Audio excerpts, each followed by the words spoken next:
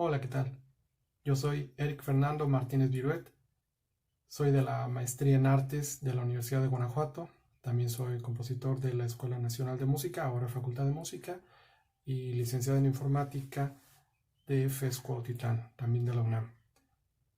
Mi tema está relacionado con una guía de composición de música electroacústica aplicando lo que son herramientas que son comunes a la informática para el análisis, diseño y desarrollo de sistemas, pero ahora en un contexto artístico al servicio del arte para poder llevar a mejor término los proyectos relacionados a la creatividad, a los multimedios, al video, a la música, a la interacción entre ellos y dentro de un espacio para que se pueda vivir una experiencia envolvente.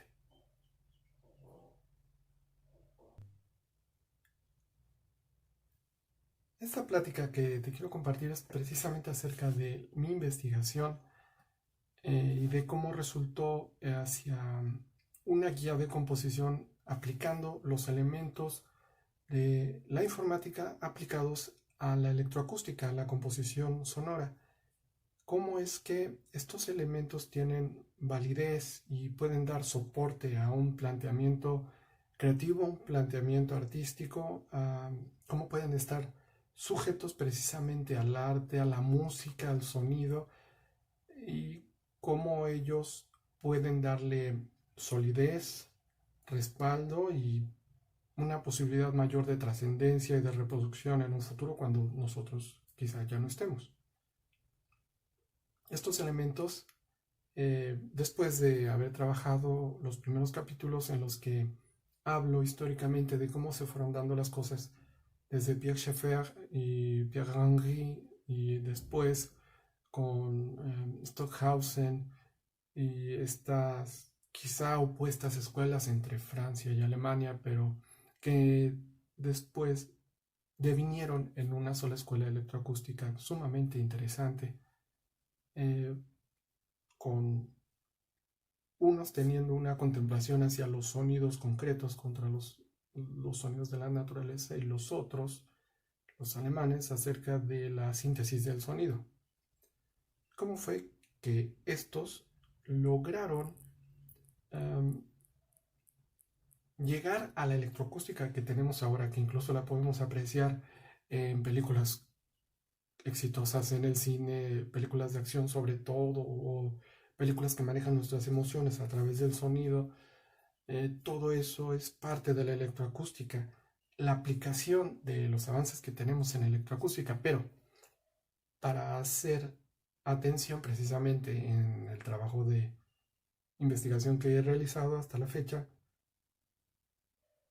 quiero que recordemos que precisamente cómo la informática puede ser útil para los procesos creativos, cómo estas herramientas, estos estilos, estos métodos, estas prácticas que son comunes dentro del desarrollo, en el análisis, en el diseño de los sistemas, en las organizaciones, para el manejo de sus datos, para la preservación de los mismos, para la depuración, para tantas tareas que quizás no tienen ninguna aplicación directa hacia planteamientos creativos. Bueno, sí hay una manera de aplicarlos, retomarlos para poder enriquecer las obras que realizamos como compositores electroacústicos o bien cuando participamos multimedialmente con otras disciplinas como videoastas, artistas sonoros, visuales, arquitectos también, diseñadores gráficos,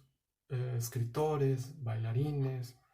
eh, en todas partes podemos converger si nosotros le damos un orden a nuestras propuestas, y precisamente de eso trata mi guía, de cómo podemos hacer un orden, cómo podemos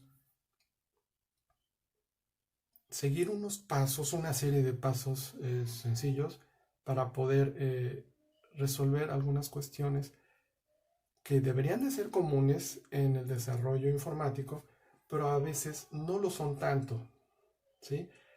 Y obviamente son menos comunes en un desarrollo artístico. De esta manera, son algunas de las recomendaciones que vienen incluidas en mi investigación, que quiero compartir a través de este video.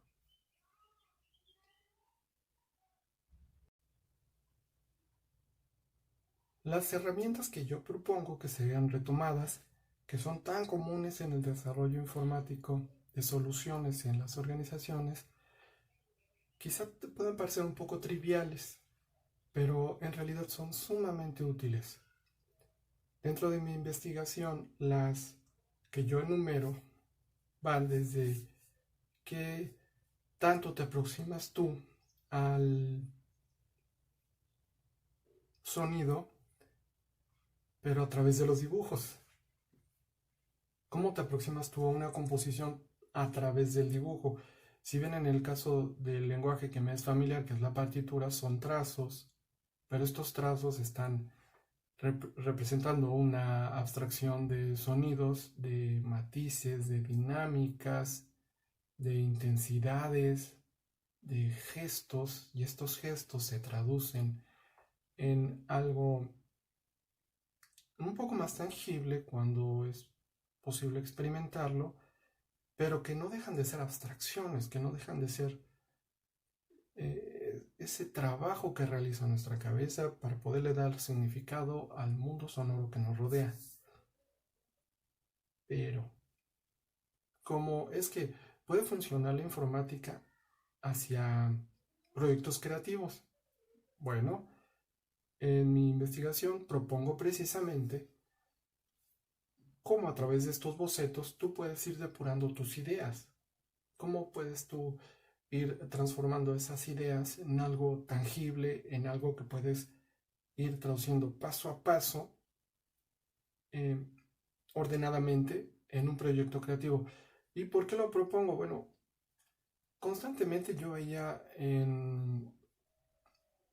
principalmente en la escuela cuando estaba en composición, que las propuestas sí eran interesantes, se escuchaban interesantes, había unas muy buenas, pero había otras que me costaba un poco de trabajo encontrar dónde estaba la obra, porque creo que no es necesario que alguien te esté platicando 2 horas acerca de la obra cuando la obra, que dura apenas un par de minutos, no te está transmitiendo nada. Pero bueno, ese es otro tema.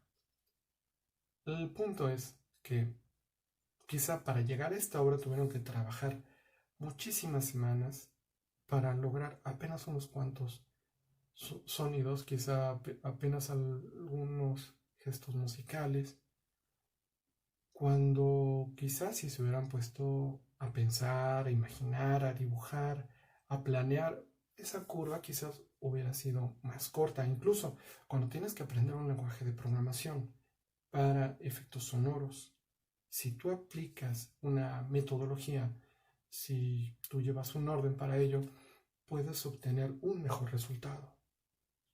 ¿Cómo? Bueno, eso es lo que propongo precisamente en mi último capítulo, en mi investigación, de cómo paso a paso puedes realizarlo. Lo primero que propongo es realizar bocetos, realizar dibujos acerca de qué es lo que quieres, cómo estás imaginando las cosas. Es una forma de traer las abstracciones, de traer tus ideas, de traer eso intangible a un esquema gráfico, a una hoja, un papel, unos trazos que te puedan explicar qué es lo que estás proponiendo, qué es lo que estás pretendiendo para esta obra, qué es lo que persigues. Si tú eres capaz de dibujar una idea que imaginaste por el sonido, creo que significa que tú estás teniendo una mayor conciencia de cómo vas a estar trabajando esa obra, lo cual te da un primer paso escalado, un primer peldaño. A continuación, lo que propongo es, una vez que realizaste esa etapa de estar haciendo el ideario, de estar reseñando el ideario, la siguiente etapa tiene que ver con escribir un poco, si vas a trabajar con código, como la mayoría de la electroacústica, si vas a estar trabajando con código, la electroacústica actual requiere precisamente que programes el instrumento. Lo que propongo es eh, que realices un poco de pseudocódigo. ¿Qué es esto? En informática se refiere a que tú escribas en palabras coloquiales, agregando algunos verbos que te van a permitir identificar qué es lo que tienes que programar en determinados lugares de tu proyecto. Este pseudocódigo no es un lenguaje de programación, pero sí te va a permitir visualizar a qué es a lo que quieres llegar. Para que puedas formular este pseudocódigo, también te conviene hacer algo que se le llama algoritmo, y no estoy refiriéndome a que hagas cálculos matemáticos, esos son logaritmos. Lo que estoy invitándote a hacer es un algoritmo. ¿En qué consiste? Que tú desmenuces la realidad en sus instrucciones más sencillas, en unidades simples de acciones para realizar tareas específicas. En este caso, en función del proyecto, ¿qué es lo que necesitas hacer para obtener cierto sonido? ¿Qué es lo que necesitas hacer para grabar determinado sonido? ¿Qué necesitas para generar cierta atmósfera, para generar tales cambios de luces, de iluminación, o cómo puedes manejar en específico la espacialidad del sonido? Al realizar esos algoritmos, tú vas a aumentar el grado de conciencia que tienes acerca de tu proyecto y la realidad que te circunda. ¿Qué tan posible es lograr y llegar a esto? Uh-huh. Una vez que tú ya has tenido una idea dibujada de tus bocetos, tus sketches, de qué es lo que quieres hacer, que has tomado tiempo en elaborar los algoritmos y has desmenuzado las instrucciones más sencillas de cómo quieres realizar una tarea dada dentro de tu proyecto, cuando has transitado entre el algoritmo y el pseudocódigo para comenzar a visualizar qué es lo que quieres programar, bueno, ya quizá te conviene a la par estar pensando en qué herramientas lo vas a implementar. En este caso, desde la informática puedes pensar, bueno, ¿qué herramientas son las que me ofrecen las características que requiero de acuerdo a lo que estuve pensando antes para poder implementar el proyecto? Y antes de tomar una decisión, conviene que comiences a hacer diagramas de flujo. Estos diagramas de flujo son elementos muy comunes en la informática. Estos diagramas de flujo te van a permitir que tú entiendas cuál va a ser el flujo que van a tener tanto datos que requiera tu aplicación creativa, seas visual o seas sonoro o seas propiamente un compositor.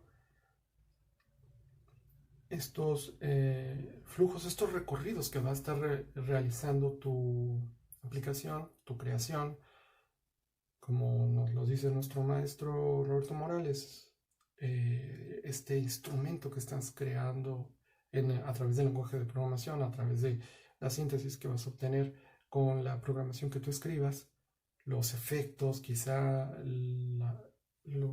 las intervenciones visuales que vayas a tener.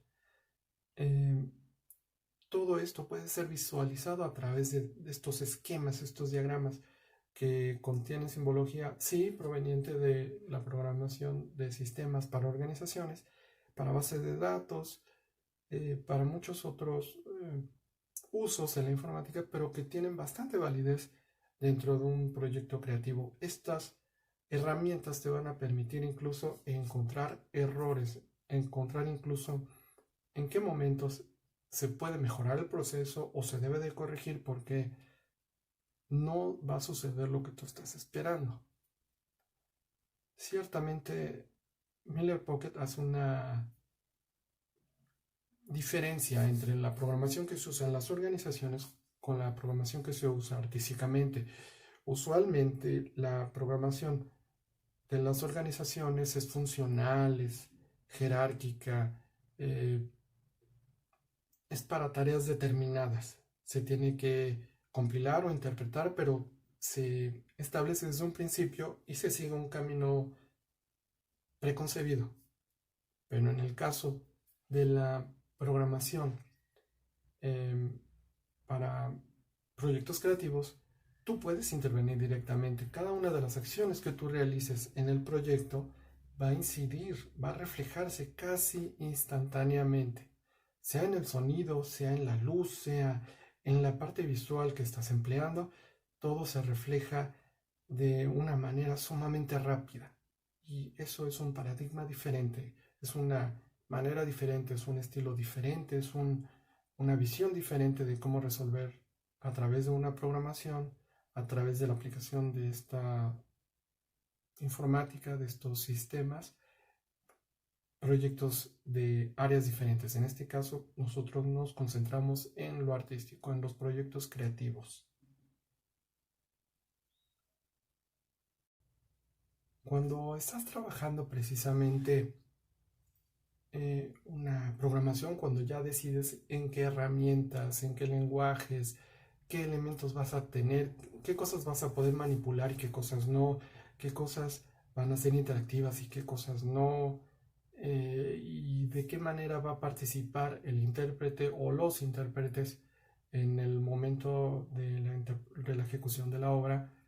eh, Cuando ya has decidido sobre qué lenguajes de programación, bueno, conviene que todo esto vaya quedando sentado en papel. ¿Qué quiere decir esto?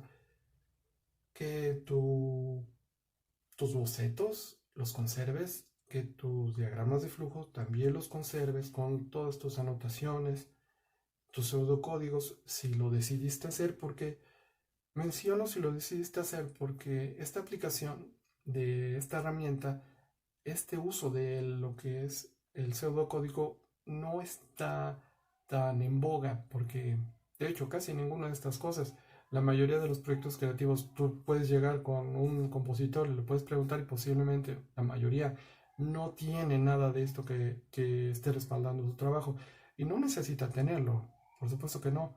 Incluso hay improvisaciones que son tan válidas como obras y que son irrepetibles.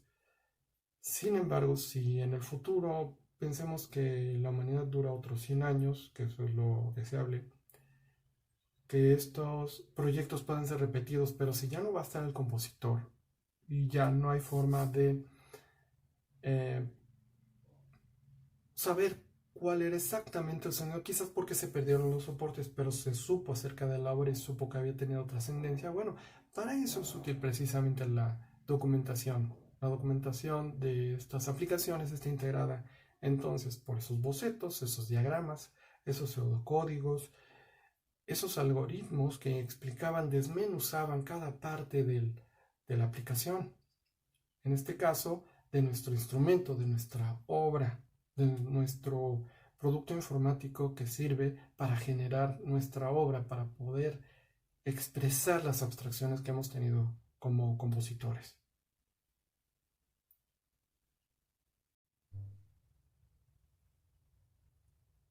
Dentro de esa documentación, también es importante que contemos con un registro de las depuraciones que tuvimos que hacer, las observaciones que tuvimos que hacer, las correcciones que tuvimos que hacer a nuestro producto, esta creación artística que está compuesta de unos y ceros dentro del lenguaje de la computadora, pero que para nosotros es sonido, que para nosotros representa ese medio para poder expresar nuestro proyecto.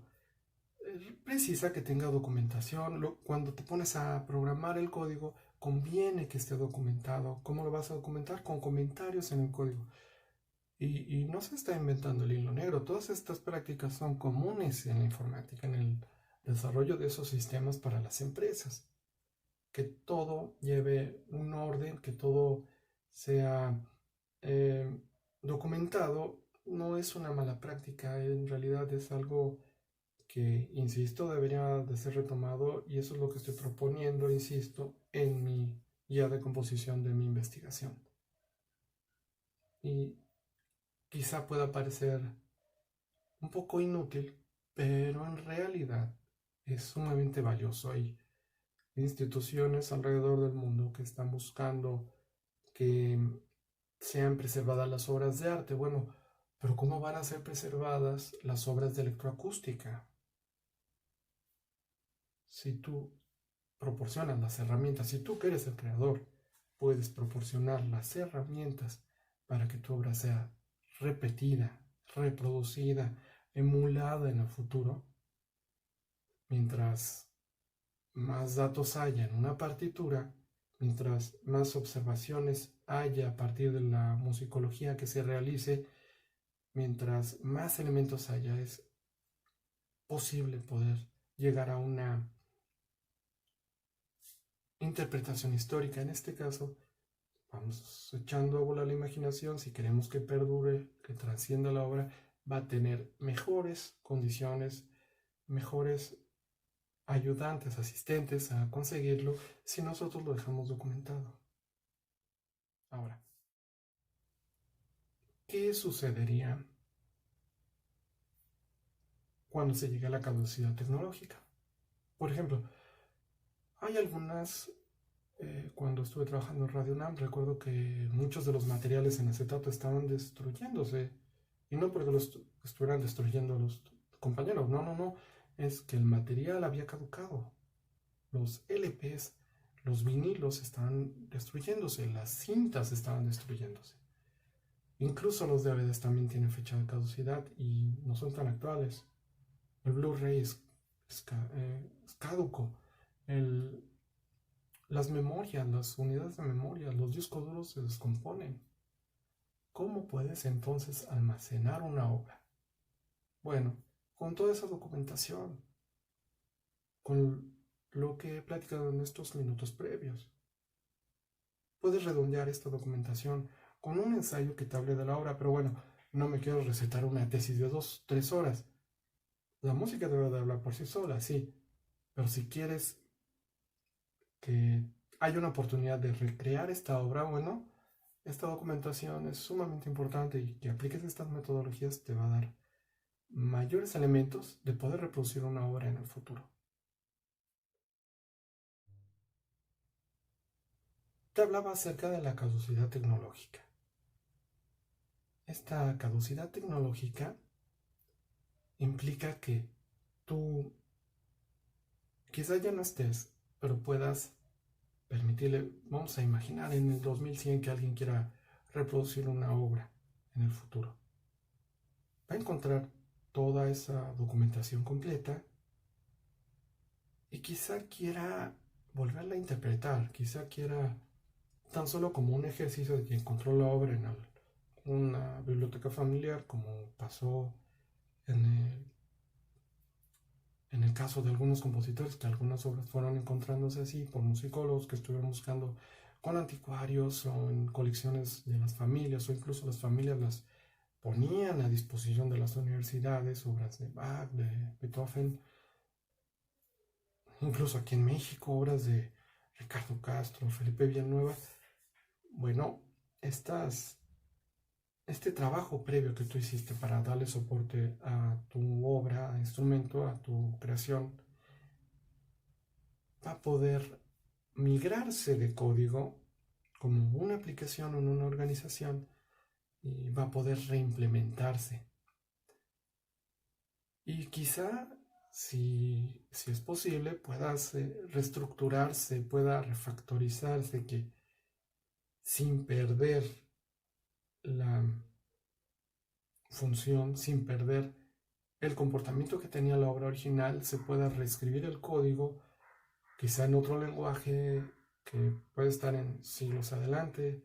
Quiero echar la imaginación de que todo esto va a salir bien y que nuestro género va a poder seguir adelante, que la especie va a salir adelante, que va a haber hombres y mujeres que van a poder salir adelante después de unos 100, 200 años, y que hay algunos estudiosos acerca de esta arte, de esta expresión y de cómo se hacía siglos atrás, cómo nosotros nos interesamos así en los que estuvieron antes que nosotros. Bueno,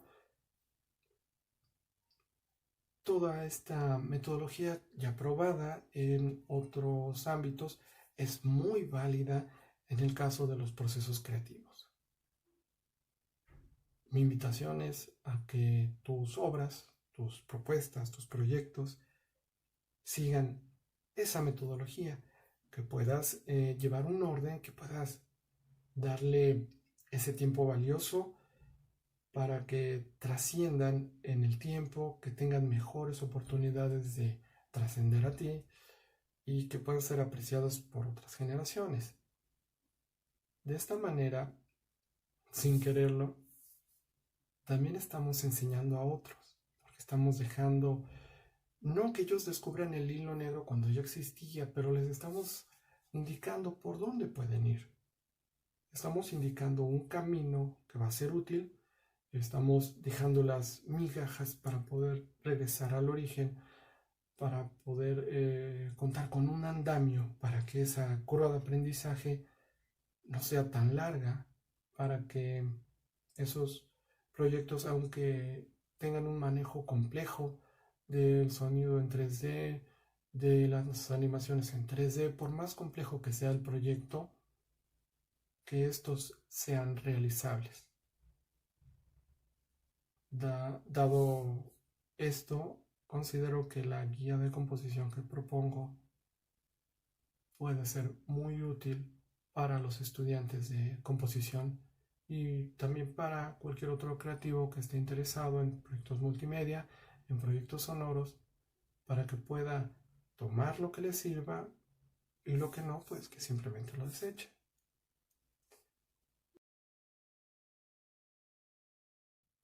Y a ti que viste este video, espero que puedas sacarle provecho y puedas compartirlo, puedas invitar a más gente a ver los otros videos que están publicando los compañeros, que me parecen muy interesantes, los temas que están compartiendo ellos parte de su tiempo en este tiempo de contingencia, y que podemos encontrar nuevas coincidencias y podemos encontrarnos en el futuro en nuevos videos. Hasta pronto.